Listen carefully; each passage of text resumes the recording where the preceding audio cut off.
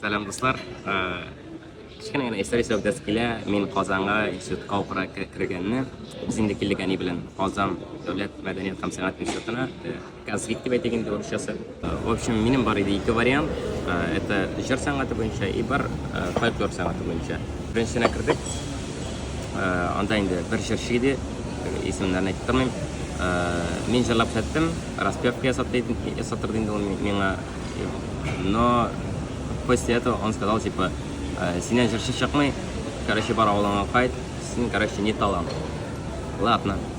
Әле бит әле янда әни утыра, әнигә неприятно стало инде, и сомневаться башлады минем турда вообще по поводу всего этого. И без кердек фольклорга, анда безне каршы алдылар. Шундый шәп иттереп, мин җырлап киттем, мин начали мактарга, короче, ой, какой у тебя мелизм, какой красивый голос, короче, это надо все развивать, это все у тебя будет класс.